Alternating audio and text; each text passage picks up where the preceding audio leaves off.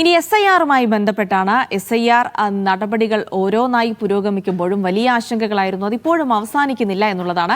SIR-ൽ പ്രവാസി വോട്ടർമാരുടെ അപേക്ഷയിൽ സൂക്ഷ്മ പരിശോധന നടത്താനാണ് ഇപ്പോൾ തീരുമാനിച്ചിരിക്കുന്നത്. പാസ്പോർട്ട് സേവാ കേന്ദ്രത്തിൽ നിന്നും റിപ്പോർട്ട് ലഭിക്കുന്ന മുറയ്ക്ക് തുടർ നടപടികൾ സ്വീകരിക്കും.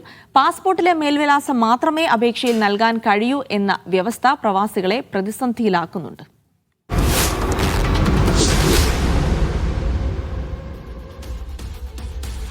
സാജിദ് അജ്മൽ വിവരങ്ങൾ നൽകും. സാജിദ്, SIR-മായി ബന്ധപ്പെട്ട പ്രവാസികൾക്ക് വലിയ ആശങ്കയുണ്ടായിരുന്നു. ആദ്യമായിട്ട് ഈ ബൂത്ത് ചേർക്കാൻ കഴിയാത്തതൊക്കെ വലിയ പ്രയാസമുണ്ടായിരുന്നു. ഇപ്പോഴിതാ മേൽവിലാസവുമായി ബന്ധപ്പെട്ട് വീണ്ടും ആശങ്കകൾ ഉണ്ടാകുന്നു എന്നുള്ളതാണ്. അതായത് പാസ്പോർട്ടിലുള്ള മേൽവിലാസം മാത്രമേ ഈ അപേക്ഷയിൽ നൽകാൻ കഴിയൂ എന്നുള്ളതാണ് വ്യവസ്ഥ. അതുകൊണ്ട് എങ്ങനെയാണ് വലിയ ബുദ്ധിമുട്ട് ഈ പ്രവാസികൾ അനുഭവിക്കുന്നത്?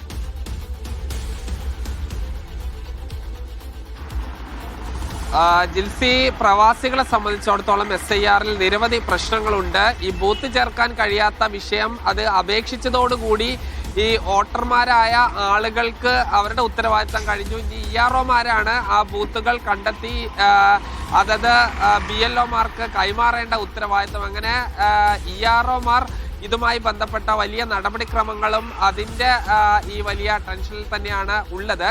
ഇനി പുതുതായി ഈ SIR-മായി ബന്ധപ്പെട്ട് പ്രവാസികളുടെ കാര്യത്തിൽ എടുത്ത ഒരു തീരുമാനമെന്ന് പറയുന്നത് ഇവരുടെ പാസ്പോർട്ടിന്റെ ഈ ആധികാരികത പരിശോധിക്കാൻ തീരുമാനിച്ചിട്ടുണ്ട്.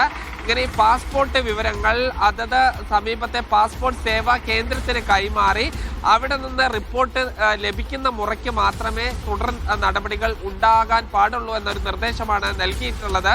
അതായത് ഒരു ഫോം 6A പ്രകാരം ഒരു പ്രവാസി വോട്ടർ അപേക്ഷ നൽകിയാൽ ആ പാസ്പോർട്ടിന്റെ വിവരങ്ങൾ സമീപത്തെ പാസ്പോർട്ട് സേവാ കേന്ദ്രത്തിന് കൈമാറുകയും അത് ഒറിജിനൽ പാസ്പോർട്ടാണെന്നും ആ പാസ്പോർട്ടിന്റെ സമഗ്രമായ വിവരങ്ങൾ ഈ അടങ്ങിയ റിപ്പോർട്ട് കൈമാറണം. ആ റിപ്പോർട്ടിന്റെ അടിസ്ഥാനത്തിലായിരിക്കും ERO-മാർ തുടർ നടപടികൾ സ്വീകരിക്കുക എന്നുള്ളതാണ് ഏറ്റവും പ്രധാനപ്പെട്ട കാര്യം. അത് ഈ പ്രവാസി വോട്ടർമാരുടെ കാര്യത്തിലാണ് ഈ സൂക്ഷ്മ പരിശോധന നടക്കുന്നത്.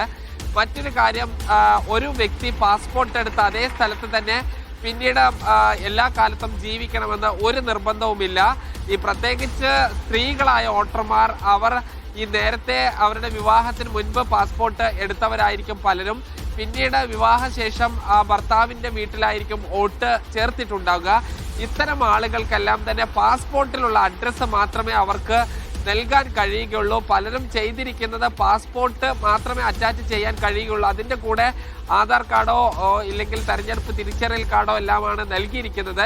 ഇത്തരം ആളുകളുടെ കാര്യത്തിൽ എന്ത് സംഭവിക്കും എന്നുള്ളതിൽ ഇപ്പോഴും ഒരു അവ്യക്തത തുടരുകയാണ്. അതായത് പാസ്പോർട്ട് മേൽവിലാസം മാത്രമേ ഈ SIR-ലും നൽകാൻ കഴിയുള്ളൂ എന്നുള്ളത് ഒരു പ്രതിസന്ധിയാണ്. അത്തരം ആളുകൾക്ക് അവരുടെ എവിടെയാണ് വോട്ട് അവിടെ തന്നെ വോട്ട് ലഭിക്കുമോ ഇല്ലയോ എന്ന കാര്യത്തിൽ ഒരു അവ്യക്തത ഇപ്പോഴും തുടരുകയാണ്. ജിൽസി, അപ്പോൾ SIR-ൽ ആശങ്ക ഒഴിയുന്നില്ല എന്നുള്ളതാണ്. പ്രവാസികളെ സംബന്ധിച്ചിടത്തോളം ആശങ്കകൾ തുടരുന്നു. അതെങ്ങനെ പരിഹരിക്കും എന്നുള്ള കാര്യത്തിൽ വ്യക്തമായൊരു നിർദ്ദേശമില്ല എന്നുള്ളത് കൂടിയാണ് അവരെ കുഴക്കുന്നത്.